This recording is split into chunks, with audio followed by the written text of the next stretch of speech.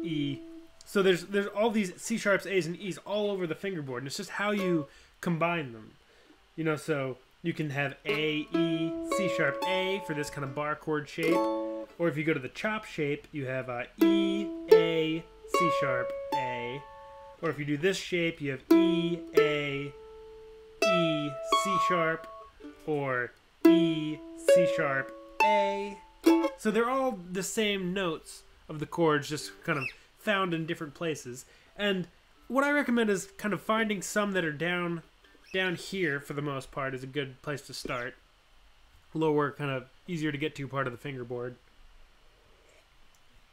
And just learn one and kind of use it everywhere. But then you'll start to find, like, you know, maybe like this is the only D chord for some reason. This wouldn't be the first D chord that you learn, but maybe like, okay, there's a D chord. It's way up there. But if you want to do like G, C, D, G, then C, and then D, and then G. It's sort of like you need to jump way up there. So if you can find chords that are kind of close to each other, it's just less left-hand movement. So you can have an A progression, going back to the key of A.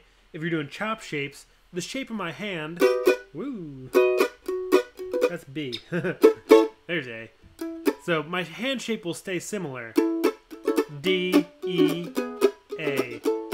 A, D, E, A. Or even more, A, D, E, A. Versus, you know, if I was doing A, D, E, A. That's like way more movement. A, D, E, A. So it's just a lot of kind of unnecessary movement. Your chords will sound like better with each other if they're in sort of similar shapes, or like A, D, E, A, or A, D, E, A. There's lots of options. It can be overwhelming to think about all the options, but I say, you know, start by learning one and go to it. And when your ear says, like, man, either your ear says that chord doesn't sound good with the other ones, or your fingers are finding like you need to like jump or do something really uncomfortable to get from one chord to another, then maybe go back to those chord shapes charts and see if you can find one that's more related to the chord you're kind of going from and to. I hope that is what you meant. One other thing, this is from Mr. Jambot. Do you prefer 14 or 16 A strings? That is a good question. The strings that I use are, well, on this mandolin I use D'Addario EJ75s. I'm not sure what the gauge. I've got some. What is this? Got some strings up here. These are 74, which is D'Addario. Whenever I talk about gear, not sponsored, not an ad, anything like that. I buy all my own stuff. So these are 74s, and these are their medium gauge, and they're 15s on the A string. I'm not sure what 75s are off the top of my head, but I've got a pack right here. So 75s are 16s for the A. So I guess I use 15s or 16s. On this mandolin, I use J75s, the heavier gauge, and apparently they have 16 gauge A's. And on old Gibsons, like this one, I use just the mediums, which are 14s. Mediums, which are 15, and maybe the light strings are 14s. I've never tried light strings. I've got some, but I have never actually used them. Yeah, so, you know, I'd say try them out and see what you like. You know, for less than $10, it's not a bad way to kind of experiment with your tone. So Marla was recently talking about how heavier A strings suit Irish traditional music. That's good to know. She's awesome. People don't know Marla Fibish or Fabish. I don't know exactly how to say her last name. Apologies, Marla. What was I saying? She's an awesome Irish mandolin player. I really admire her stuff, her music. And if she likes 16s, that's maybe not if you're using 14s and you know, she says try 16s. Not a bad idea. Just try them out, see if you like them. It's a little bit different feel moving up in gauge, and the sound is a little different. I like heavier gauge strings on this mandolin in particular, because then the heavier the strings are, you can kind of play the instrument a little harder, and it won't sort of like... If I try to play a mandolin with light gauge strings on it, and I really wail through it, the mandolin, the sound kind of suffers. I kind of play too hard for the strings. Apologies. Apparently the snowplow has arrived to plow out my driveway. So I hope that's not getting in the way of the sound too much. But yeah, you know, try some different gauge strings. Fun to experiment with, and yeah, kind of it's all personal preference. If you find yourself as like kind of a light player, having lighter gauge strings can be nice because you won't. They can be a little more responsive to like lighter. You don't have to work them quite as hard. All right. Caligaro says, hello again. Have I learned any new Quebec tunes? I haven't, but I'll play one that I was really enjoying playing recently. I'll just catch up a little bit more with the chat, and then I'll play my old favorite Quebec tune. Pelican says, I seem to be having trouble working up a song called Devil's Dream in the key of A. I haven't played that tune in years. I'll try it. It might be a total flop, but it's a great tune. I should make a lesson for it. I don't know it that well anymore, but I learned it when I was a number of years ago. Hello from Dublin, Ireland. Excellent. Thanks for joining us, Joe. TA says the snowplow, I'm assuming the snowplow, sounds like a squirrel spotting acorns. I know I've asked this before. This is from Yellow Rose Farm. Do you think Pig in a Pen would be a lesson I could do? That's a tricky one. I think it's a Bill Monroe composition. I'm not sure. It might be. I think it's a Bill Monroe tune. But it could be a copyright thing. I'll look into it. I've got a lot of songs that I'd love to do that I'm not sure if I'm really allowed to do them at this point. Working on that. It's a long, weird process. Caligari also asked if I know any Italian mandolin tunes. I wish I did. It's beautiful music, but I don't know any of them. But your request for a Quebec tune. Listening to the snowplow. That would be a very large squirrel, at least from where I'm sitting. It's kind of low and grumbly. Prehistoric dinosaur squirrel. So yeah, this is a tune. I think it's called Rue Daphne. I'm not entirely 100% sure on that name, but I've seen it written that way for a couple of recordings, so I'm going to go with that. It's in the key of A. Sounds like this. It's one of my favorite Quebec tunes of late. Might have been written by Laurie Riven. I'm not sure if that's true or not, but here goes. Oh no, how does it go? No, that's not it. That's something else. Oh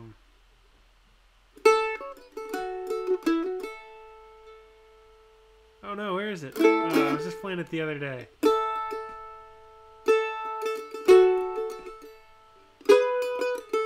Ah, there it is.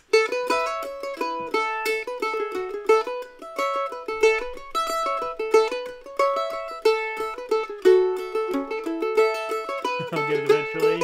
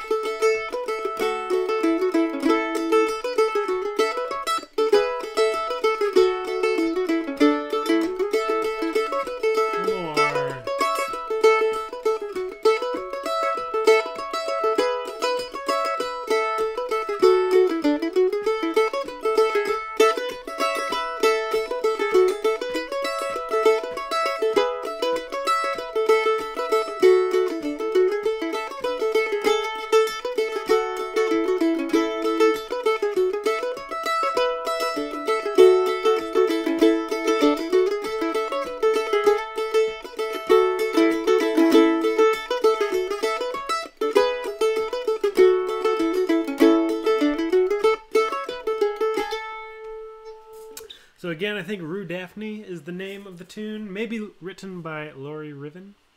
Yeah, that's one of my favorite tunes of late and has been for a while, but I'd kind of forgotten about it. So that's what's been on my mind, Quebec-wise anyway.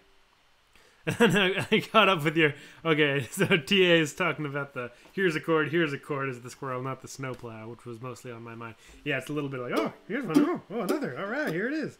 Yeah, and it's a good practice to, kind of see if you can find all those notes and build some chords. There's probably some out there that I don't ever play because I haven't fully explored all those options. You run into some limitations of just like how far, if you want like this E and this C sharp and this A, you're not going to get them all. But it's a good practice to at least know where those notes are on the fingerboard. Let's see. Joe Mack says, could you play a little bit of Tam Lin? She's trying to learn it. Yeah.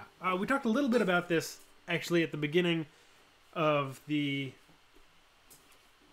beginning of the live cast. I'll try to... I don't have it in my head fully, so it probably isn't exactly how I taught it in my lesson, but I'll try to play it a little bit more.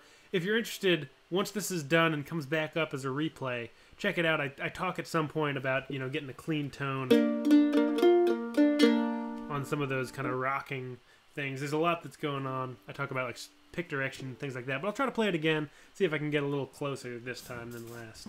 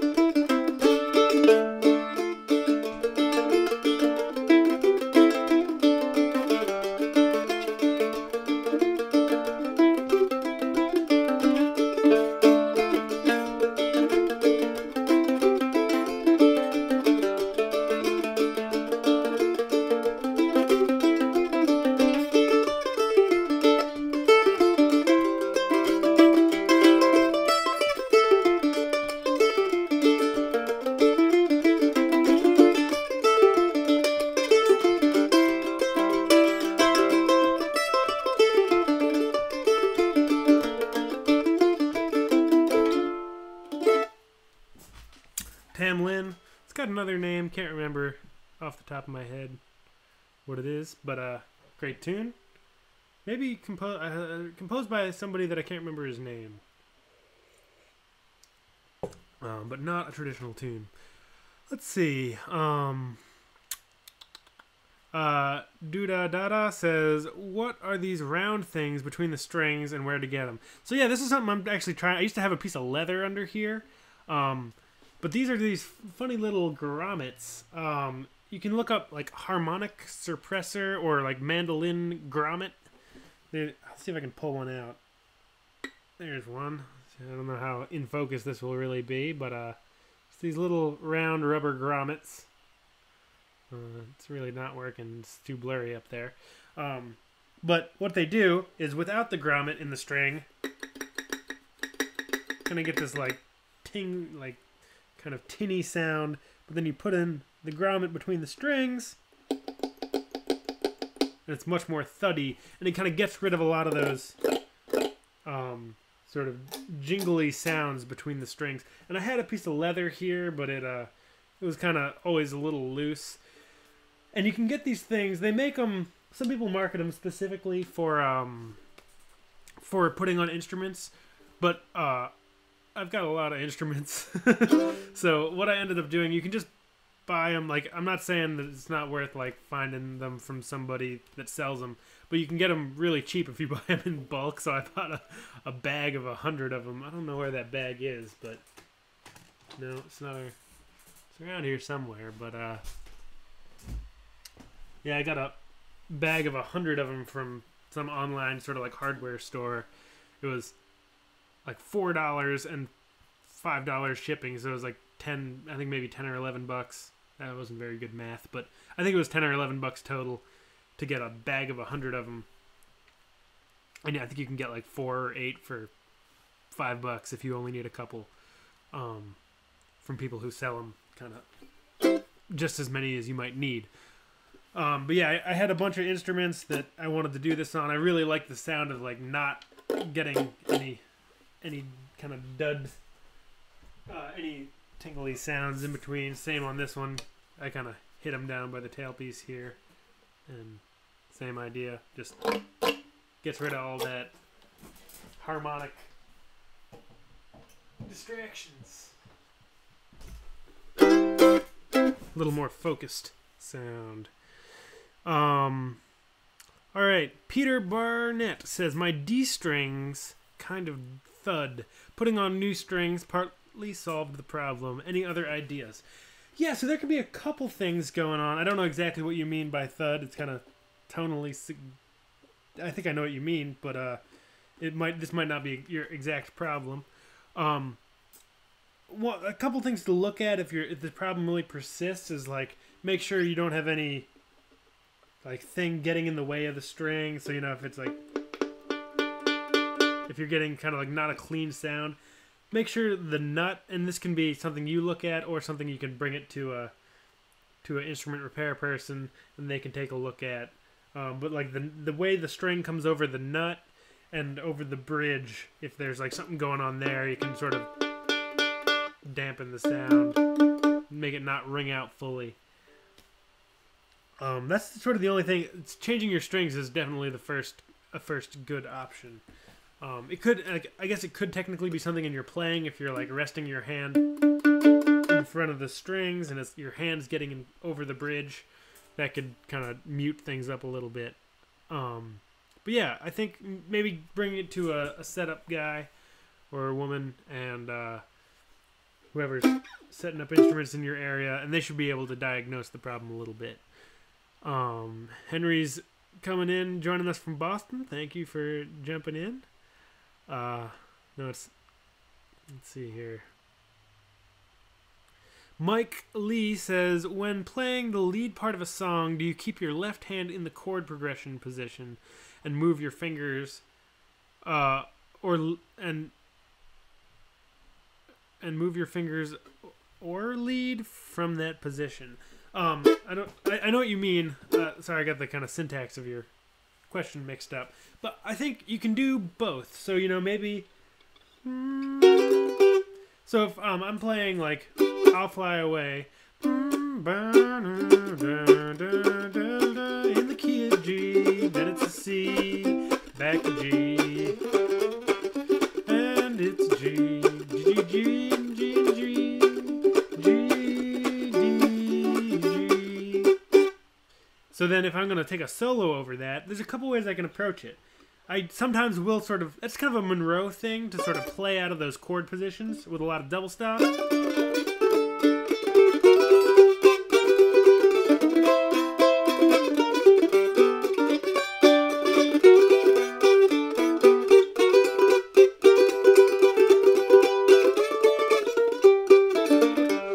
And my hand kind of stays in that position.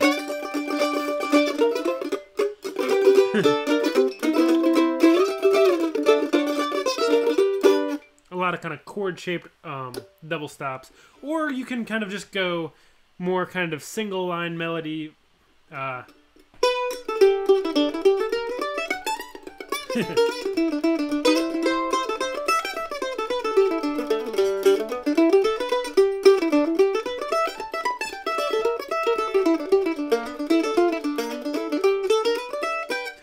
Which kind of leaves those shapes behind a little bit more, and you kind of, in my brain, I'm either kind of playing out of chord shapes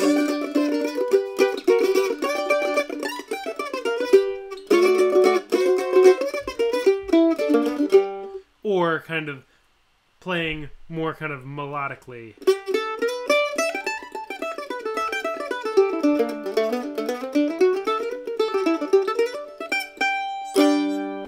Things like that. I hope that answers your question. Both are good. I think it's nice learning to play kind of out of chord shapes and keeping fingers down. Because because it really fills out that sound of the instrument.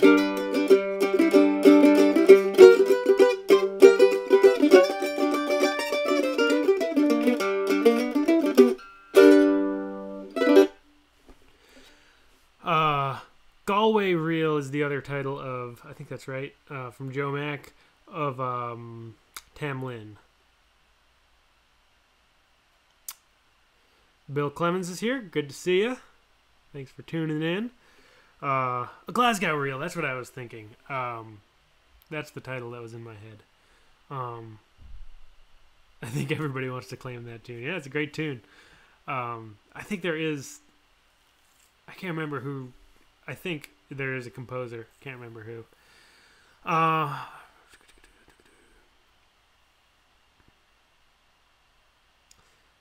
Mike Daniels says he's been playing for 6 weeks now. Practicing every day. How long does it take for fingertips to toughen up? 56 years old. Well, great. Welcome to the mandolin. That's it. I'm glad to hear you're getting into it. In terms of like how long it takes your fingers to toughen up, I don't know. I'd say like give it another month, and I bet you'll really start to kind of develop some calluses. And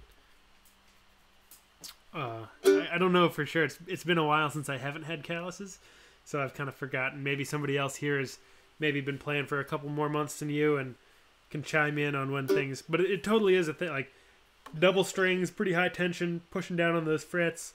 That's a lot of workout for your left hand, and it definitely will build some calluses. They'll get there, don't worry. Maybe somebody else can chime in on how long it took for them to get some good solid calluses and stop feeling the thing that every mandolin player feels at the beginning. Can I do clinch, mount, and backstep? Yeah, I think so. I always get it mixed up with some other tune.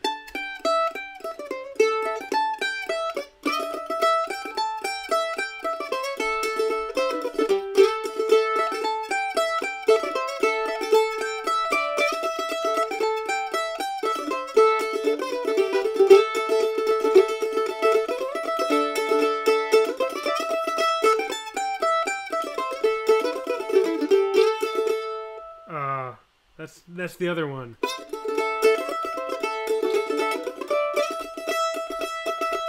I know it's a little crooked.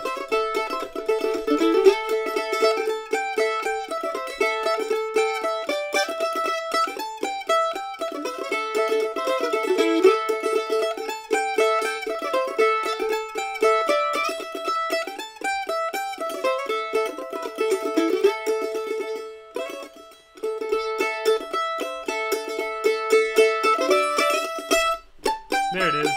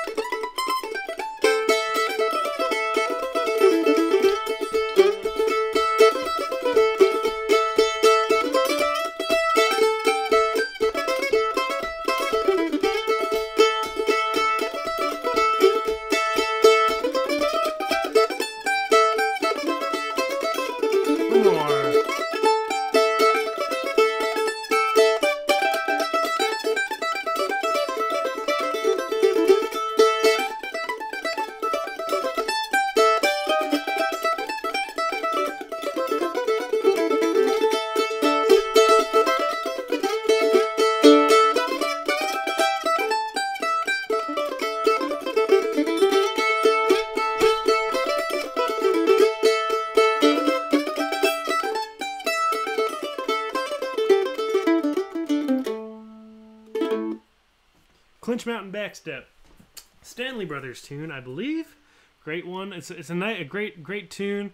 It's a little bit crooked. It sounds a lot like some other old time tune, but it's got that nice little crooked part. I love that tune. Thanks for remembering that one and requesting it. All right, let's see what else here. Cheyenne says, I'm late again. Sorry to hear it, but glad you can join us. Hailing from India this week. Cool. Well, welcome. Glad you could make it in. Mitchell says to Mike, who's got the callus question, take a lot of vitamin E. Good for your skin. I guess that could help, maybe. I'm not a doctor. I'll put that out there. I'm not prescribing anything. If you play every day, just a fortnight or so, great. Good, nice suggestions on how long it takes to build up those calluses. Probably actually a little bit different for everybody, depending on kind of the way your body works. Pelican 3 says, how do you work up improvisation? That's a great question. Everybody does it a little bit different. The way that I've kind of been doing it a lot lately for the last couple of years is really melody based first off. So something like Clinch Mountain Backstep. Starting with the melody. However the melody goes.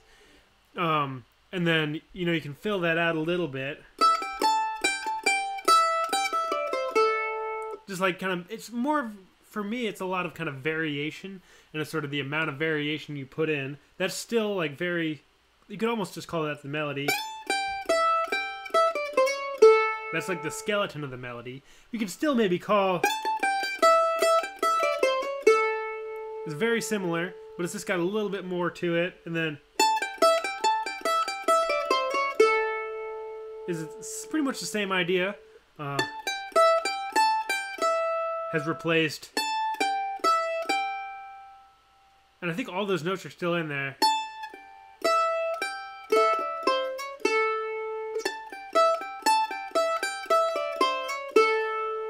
So it's just kind of adding a little bit of variation in.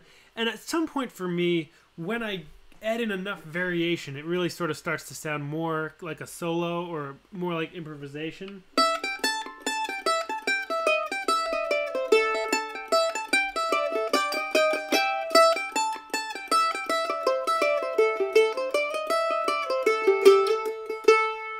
But at the same time, behind all of that, it's still kind of clearly Clinch Mountain Backstep.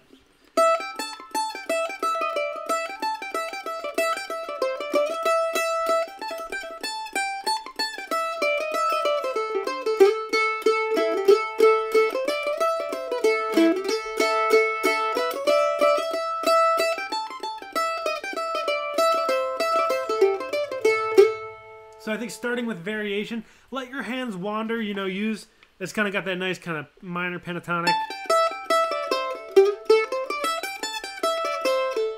Let your fingers bounce around a little bit. Put on some backing tracks. I think knowing a tune really well is a really nice benefit to have when you're thinking about improvisation, because you're less likely to kind of get lost in sort of the pattern of the tune and where you're supposed to be in the form of it all.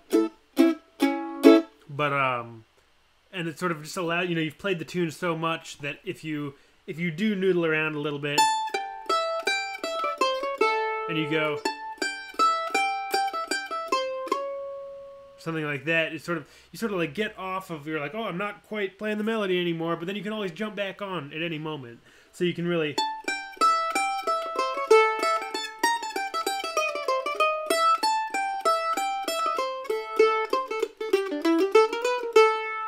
I think what I did right there was I played one phrase that was just straight melody and one phrase that was a little bit noodly and kind of I got a little lost sometimes.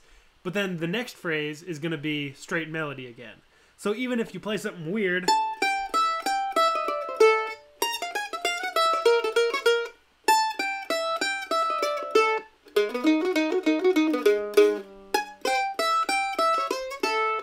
so you kind of always, that every other phrase is the melody, and you don't need to get as weird as I did right there. That was kind of going to the far end of the extreme to kind of prove a point. But yeah, I think that's sort of a lot of what I'm doing, but always making sure you kind of have the melody under there, and you can get back to it any moment, and you're not getting too lost. All right, gonna catch up with the chat here a little bit. Cool. Jamie says, this week, instead of learning a tune, I'm working through your 2 double stop videos. Cool. Glad to hear it. Yeah, second, it's got a little bit of Cluck Old Hen. It's got a little bit of, what is that tune that I've... It's got a little bit of, like, Kitchen Girl. It's got a little bit of...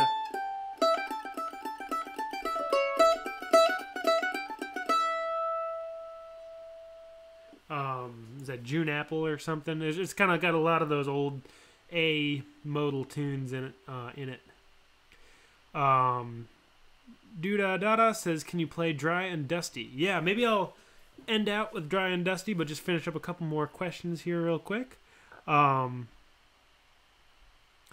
see. Let me see if I can explain the new video. How to... I'm a lefty. So this is someone... Janie is asking... a question about how to hold the mandolin, but being a lefty, I notice my left arm seems to push the body towards my body. How can I fix this? I hope you understand what I'm saying. So I'm gonna go lefty for a second here. This always feels so weird. I notice my left arm seems to push the body towards my body. So I think what you mean is, like, you're pointing straight ahead like this, and your left arm is sort of pushing the mandolin. I think that's what you mean right there. I think to an extent that's good. One of my favorite things to talk about with technique that really sort of totally changed my world when it came to technique was if I go sideways to you, so I'm sort of sideways now, and you'll have to, like, translate this as a lefty. But my right arm comes down, and it pushes the instrument that way a little bit. But also, with my left arm, if my left arm just hangs, so I guess it would be your right arm, hangs down straight, and you just bend at the elbow, and your hand comes up, kind of like chest height. Put the mandolin in your hand rather than, like, pulling your shoulder and elbow back to, like, sit it straight forward. So your elbows... Your shoulder's nice and straight, elbow drops down, gravity, bend at the elbow, and the mandolin drops into your hand. And you end up kind of pointing the instrument off a little bit to your right, and then your right arm, in this case your left arm, pushes on the instrument, pushes it away from your body, or into your body a little bit with your left arm. And your right arm is going to be up, kind of shoulder straight, elbow at your side, nice and relaxed through all these muscles, bending at the elbow, coming straight out across. I'll do it this way. So if I'm a lefty, so my shoulder's nice and flat, coming out here. Wrist is nice and kind of straight and relaxed anyway. It feels weird to try to do anything this way, but it does. It kind of pushes your left arm, pushes it against your body. And it also opens up the back a little bit, so you're not muting the back as much with your stomach. Little brighter sound that way. So I hope that is helpful. I think that's... So I don't think it's necessarily something you need to fix. It can get a little, like, getting used to not think of playing straight ahead, but really, like, allowing yourself to think of the instrument pointing off to your right. In this case, it would be your left as a lefty. A little bit. But that's totally normal, and I think it's good technique to do that. Let's see. Cool. Michael is also working on the double stops. Jamie said that's what I call some next level stuff. Cool. Calgara will send me some stuff on Facebook to Italian mandolin music. Okay, a couple more questions, and then I'm going to have to call it a day and play some Dry and Dusty. Any recommendations for good Irish music showcasing the mandolin? My favorite album is Butch Baldessari's Music of O'Carolan. That's a good one. There's a great album by Luke Plum. So Luke Plum is a mandolin player in a Scottish band, actually, Sugarnifty. But he has an album that has a bunch of Irish tunes on it. And he plays both Scottish and Irish and a bunch of other kinds of music. But the album is called A Splendid Notion. And him on mandolin, and James McIntosh, also from Sugar Nifty, on percussion and kind of drum, like really nice, tasteful percussion. Not like boom ta boom ta boom ta. It's very, very dynamic percussion. It's really great. So it's just the two of them. It's mandolin and percussion. Really great album. It's a lot of kind of straight ahead Irish tunes, but he also kind of improvises and gets a little weird with them, which is really nice. Marla Fibish, also, again, I don't know if I'm saying her last name right. Great mandolin player that plays a lot of Irish music. Look her stuff up. Other Irish mandolin players. Check out like tenor banjo players if you can't find Irish mandolin players specifically. There's Planksty, always good. Paul Brady and Andy Irvine.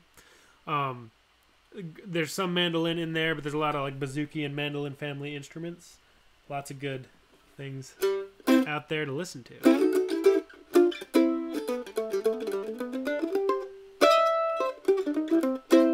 Cool. Well, I'll play a little bit of Dry and Dusty. This is a tune that I played, I think, last week. And I don't have a lesson for it on my website, but I should make one because it's a great tune, one of my favorites. Old time tune in the key of D. Sounds like this.